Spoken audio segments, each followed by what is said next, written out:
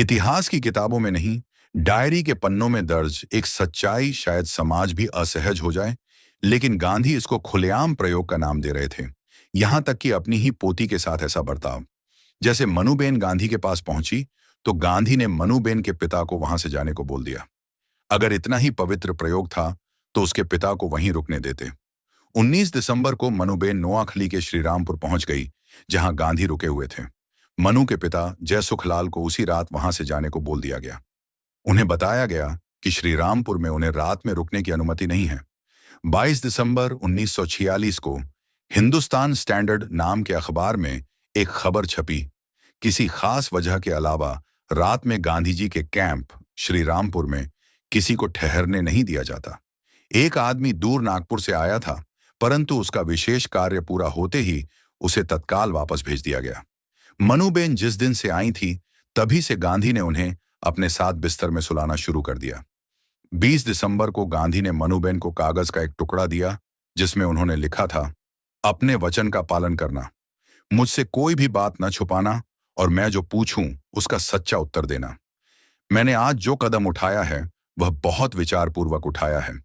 उसका तेरे मन पर जो भी असर हुआ है उसे लिखकर बता दें। इस बात को याद रखना कि मैं तुझसे जो भी करने को कहूंगा वह तेरे भले के लिए ही होगा। यदि तू मेरे लिए इतनी गहरी श्रद्धा रखती है तो इस महायज्ञ में पूरा पूरा योगदान देना। मनुबेन अब गांधी के साथ महायज्ञ में शामिल हो चुकी थी। गांधी के साथ इस महायज्ञ में वह भी अपनी आहुति दे रही थी।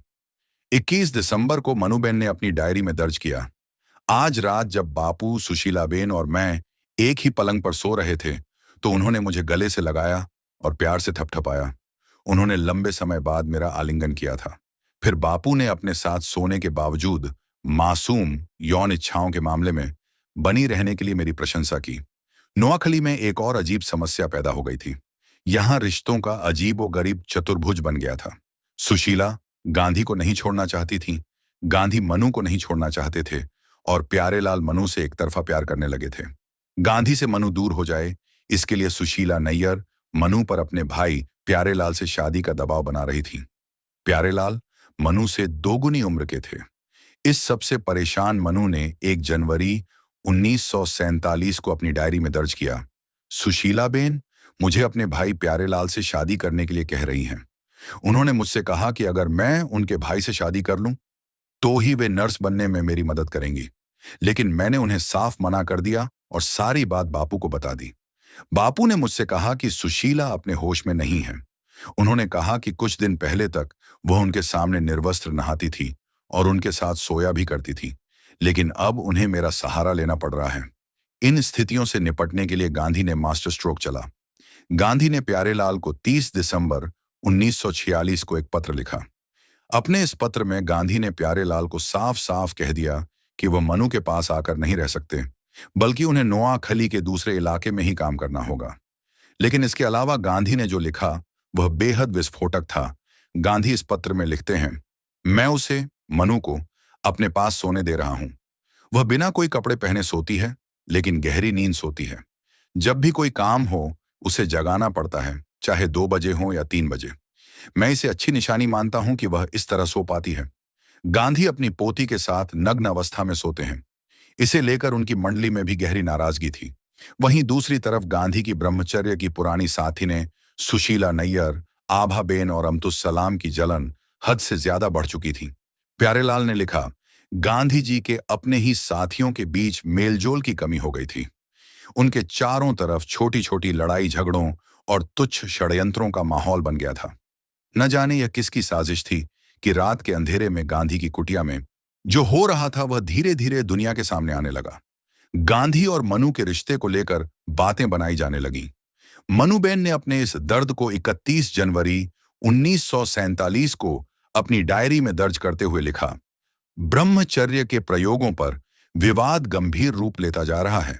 मुझे संदेह है कि अफवाहें फैलाने के पीछे अमतुस्सलाम बेन, सुशीला बेन और कन्नू भाई आभाबेन के पति और गांधी के भतीजे का हाथ है। मैंने जब बापू को यह बात बताई तो वह मुझसे सहमत होते हुए बोले, पता नहीं सुशीला को इतनी जलन क्यों हो रही है। बापू ने मुझसे कहा कि अगर मैं इस प्रयोग में बेदाग निकल आई तो मेरा चरित्र आसमान चूमने लगेगा। बापू का कहना था कि यह उनके ब्रह्मचर्य का यज्ञ है और मैं उसका पवित्र हिस्सा हूं। उन्होंने मुझसे कहा कि अगर सब हमारा साथ छोड़ जाएं, तब भी ईश्वर के आशीर्वाद से हम यह प्रयोग सफलतापूर्वक करेंगे और फिर इस महापरीक्षा के बारे में सारी दुनिया को बताएंगे। परशुराम नाम के एक सेवक गांधी के स्टेनोग्राफर से लेकर रसोइये तक सारे निजी कार्य करते थे। परशुराम एक तमिल ब्राह्मण थे। उनकी नैतिकता का मापदंड बहुत ऊंचा था। कोई व्यक्ति अपनी पोती के साथ बिस्तर पर नग्न सोए, यह उन्हें बर्दाश्त नहीं हुआ और वह 1 जनवरी 1947 को गांधी के लिए 10 पन्नों का एक पत्र छोड़कर नोआखली से चले गए। परशुराम ही नहीं, उन दिनों गांधी के निजी सचिव की जिम्मेदारी निभा रहे निर्मल कुमार बोस भी गांधी के इन प्रयोगों के विरोधी थे। परशुराम को कुछ लोग रूढ़िवादी मान सकते हैं, लेकिन निर्मल कुमार बोस तो देश के एक जाने माने मानव शास्त्री एंथ्रोपोलॉजिस्ट थे। बाद में पूरी दुनिया में बतौर मानव शास्त्री उनकी प्रसिद्धि हुई। बोस भी गांधी के इस कार्य को अनुचित मानते थे।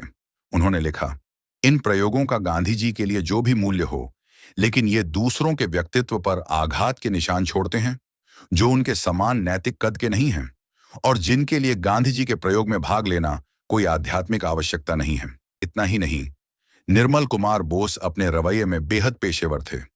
उन्हें इस बात पर आपत्ति थी कि जब नोआखली में इतना काम अधूरा पड़ा है, तो गांधी को उस पर ध्यान लगाना चाहिए, जबकि गांधी मनु और प्यारेलाल के रिश्तों में बीच बचाव करने में जुटे थे। बोस ने नाराज होकर जब गांधी का साथ छोड़ा, तो उन्होंने गांधी को एक पत्र में लिखा, मैं बार बार यह सोचता था कि जब आपको इतने सारे जरूरी मामलों पर ध्यान देने की जरूरत है, तब आप ऐसे कार्य में खुद को क्यों शामिल कर रहे हैं? क्या आपको याद है कि कैसे हमारा अधूरा काम बढ़ता जा रहा था और आप भी फाइलों के बढ़ते हुए ढेर को देखकर चिंतित होते थे? दोस्तों, अगर आज कोई ऐसे प्रयोग करे, तो समाज उसको किस दृष्टि से देखेगा? क्या समाज और लोग शर्मशार नहीं हो जाएंगे ऐसी हरकतें अगर खुलेआम हों तो? दोस्तों, ये है चरखे से आजादी की सच्चाई, जो आज तक छुपा कर रखी गई दलाल इतिहासकारों के द्वारा। इसीलिए उद्घोष ने ये मुहिम चलाई है कि हर सच को आपके सामने रखा जाएगा। लेकिन दोस्तों, इसमें आपको हमारा यानी कि उद्घोष का साथ देना होगा। आपको हर भारतवासी तक ये सच पहुंचाने में हमारी मदद करनी होगी। आप हमारी वीडियो को पूरे भारत में शेयर करके हर भारतवासी तक पहुंचाइए। YouTube पर जाकर आप उद्घोष चैनल को सब्सक्राइब कीजिए, ताकि हर जगह हम हर भारतीय को सच्चाई बता सकें। क्योंकि YouTube पर ज्यादा लोगों तक नहीं पहुंच रही, इसलिए आप YouTube पर भी आइए और चैनल को सब्सक्राइब कीजिए। जय हिंद, भारत माता की जय।